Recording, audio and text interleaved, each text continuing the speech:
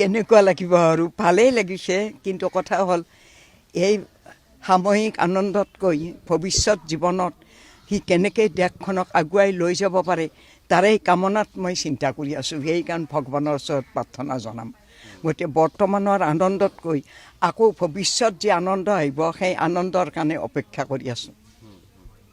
ভৱিষ্যতৰ কাৰণে সি কেনেকৈ দেশখন আগবঢ়াই লৈ যায়, দৰিদ্ৰ জনসাধাৰণ সমগ্ৰ নিজৰ জন্মভূমিৰ কাৰণে কেনেকৈ দেশখনক আগবঢ়াই লৈ যাব পাৰিব আৰু বিকল্প উপায়েৰে কি ধৰণে দেশখনক ৰক্ষা কৰে তাৰ অপেক্ষাত মাতৃ হৃদয়ে মানে সদায় কামনা কৰি আছে।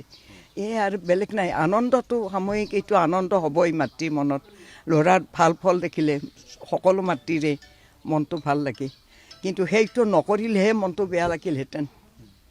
গতিকে ভগৱানৰ সন্তান, সৃষ্টিত মানুহ জন্ম দিছে কাম কৰি খাবলৈ। কৰ্মই ধৰ্ম, ধৰ্মই কৰ্ম। গতিকে হাত দুখনেৰে কাম নকৰিলে, মূৰটোৰে কাম নকৰিলে, মন মগজুৰে কাম কৰিলে মানুহ নামৰ অযোগ্য। গতিকে মানুহ যদি হয়, মানুহ বুলি ক'লে মই অকল মানুহটোৰ অংগ প্ৰত্যংগখিনিৰ কথা কোৱা নাই।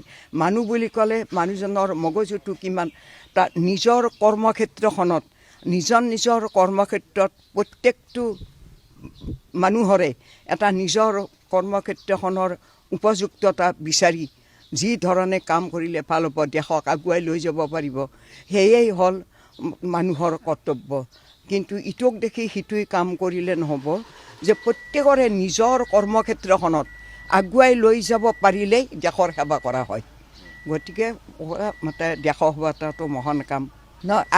মই আশীৰ্বাদ কৰিম যে সদায় যি ধৰণে গুৰিৰ পৰা চলি আছে, সেই হাৰা দিনৰে পৰা 96ৰ পৰা এতিয়ালৈকে 2026 চন, গতিকে যি ধৰণে একাধিক্ৰমে আগুৱাই গৈ আছে মাতৃৰ আদৰ্শ, পিতৃৰ আদৰ্শ বুকত বান্ধি, সেই আদৰ্শ যাতে তাৰ ভৱিষ্যত জীৱনলৈ মনত ৰাখি আগবাঢ়ি যায়, তাৰ নিশ্চয় কৰ্মক্ষেত্ৰত আগবাঢ়ি যাব পাৰে। এই মাতৃৰ আজি আশীৰ্বাদ মোৰ।